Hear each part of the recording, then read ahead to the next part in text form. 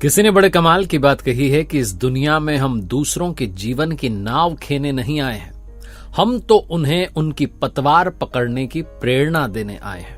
नमस्ते, मैं हूं आरजे कार्तिक। अनिल जी की कहानी सुनाता हूं। 65 वर्ष की उम्र हो चुकी थी और बड़े चिड़चिड़े रहते थे, गुस्सैल हो गए थे। धीरे धीरे उनका व्यवहार बदल रहा था। घर में बच्चों को बात बात पर डांट देना, बिल्कुल चिड़चिड़ापन उनके स्वभाव में आ चुका था। घर वाले बड़े परेशान रहते थे कि पापा कैसे हो गए। उन्हें लगता था उम्र बढ़ गई शायद इसलिए ऐसा हो गया। और अनिल जी को अंदर से लगता था कि मेरे साथ ये हो क्या रहा है, मैं बात बात पर इतना गुस्सा क्यों हो रहा हूं। तो अनिल जी ने एक दिन जब वो ध्यान से, पूजा पाठ से जब उठे वहां से, आसन से, तो उन्होंने अपने अंदर एक बदलाव लाया।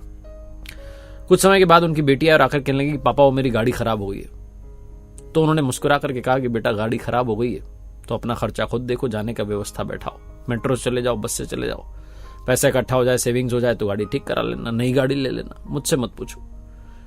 कुछ समय के बाद बेटा आया, आकर कहने लगा कि पापा इस वाले टेस्ट में फेल हो गया हूं, आगे मैं कोशिश करूंगा। उन्होंने कहा बेटा जैसे पढ़ना है पढ़ो, तुम्हें पता है कैसे पढ़ना होता है पास होने के लिए, पढ़ो। फिर भी फेल हो जाओ तो अगले साल की फीस मुझसे मांगने मत आना, अपना खर्चा अपनी व्यवस्था खुद बैठा लेना, बेटा मुझसे कुछ मत कहना। लड़का वहां से चला गया। कुछ समय बीता तो उनकी पत्नी आई, आकर कहने लगी कि सुनो जी मुझे तो मायके जाना है, 1 महीने के लिए मायके रह करके आऊंगी, यहां मेरा मन नहीं लगता, बोर हो गई हूं। तो मुस्कुरा करके अनिल जी ने कह दिया जरूर जाओ बेटा, जहां जाना है आप जाओ, आप रहो मायके में, जितने समय रहना है, मैं आपको कुछ नहीं कहूंगा, आपकी टिकट करा देता हूं। फटाफट टिकट करा दी बिना देरी के। पत्नी आश्चर्य में पड़ गई कि क्या हो गया इनको, तो बात बात में गुस्सा करते थे, मुझे लगता था इनसे पूछूं ना पूछूं, तो मुस्कुरा करके सारे काम कर रहे हैं। शाम के समय उनकी सिस्टर का कॉल आया कि भैया मैं आपके घर रहने के लिए आ रही हूं, कुछ समय यहीं रहूंगी। बोले हाँ आ जाओ आ जाओ, आगे वाला रूम खाली, आराम से रहो, जितने दिन रुकना है रुको, आप ही का घर है। परिवार के बाकी लोग जो हैं बड़ी टेंशन में आ गए कि इनको हो क्या गया।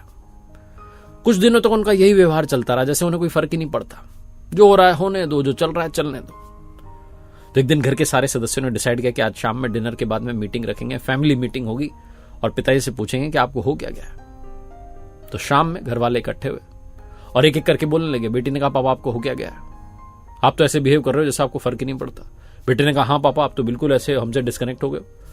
पत्नी ने कहा आप तो मुझसे कहते थे मत जाओ मायके, अब कह रहे हो जितने दिन रुकना है जाओ, क्या हो गया है आपको, किसी डॉक्टर से मिल लिए, चेंज कैसे आ गया। तो अनिल जी ने कहा मैं किसी से नहीं मिला, मैं अपने आप से मिल लिया। मैंने शास्त्रों में पढ़ा है, सब कुछ मैं जानता हूं कि सब अपने कर्मों का फल भुगत रहे। फिर भी मैं तुम लोगों की चिंता करता था, तुम लोगों के बारे में सोचता था, तुम लोगों का सोच सोच के जो है खुद की तबीयत खराब कर रहा था, गुस्सैल हो रहा था, चिड़चिड़ा हो रहा था। रात में 2-2 घंटे मुझे नींद नहीं आती थी, तुम ही लोगों की चिंता करता था। फिर एक दिन मैंने एक दवा ले ली जिसका नाम है अब मुझे फर्क नहीं पड़ता, क्योंकि मुझे फर्क पड़ भी जाएगा, मैं चिंता कर भी लूंगा तो होगा कुछ नहीं, होगा तुम्हारे कर्मों से, तुम्हारे व्यवहार से, तुम्हारा जीवन तुम्हें देखना है।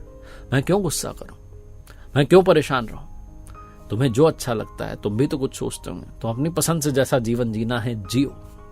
मैं तुम्हारी नाव को खेने नहीं आया, मैं तो बस ये कह सकता हूं कि पतवार पकड़ लो, किनारे तक चले जाओ। घर वालों की आंखें नम हो गई, इमोशनल हो गए। बोले पापा आप ऐसा क्यों कह रहे। बोले नहीं बेटा सच तो यही है ना, हर आत्मा अपने कर्मों की स्वामिनी है, सबको अपने कर्मों का फल भुगतना है, मैं किसी का कुछ नहीं कर सकता, सोच सोच के खुद का ही नुकसान कर रहा हूं। बहुत छोटी सी कहानी है जो ये बताती है कि हम कई बार अपनों के बारे में सोच सोच कर, चिंता करके खुद को नुकसान पहुंचा रहे होते हैं।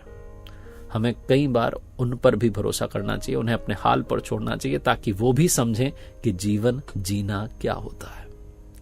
एक बार फिर से वही बात जो अक्सर आपसे कहता हूं, कर दिखाओ कुछ ऐसा कि दुनिया करना चाहे आपके जैसा। मेरी नई पुस्तक कर दिखाओ कुछ ऐसा को प्यार देने के लिए बहुत बहुत धन्यवाद।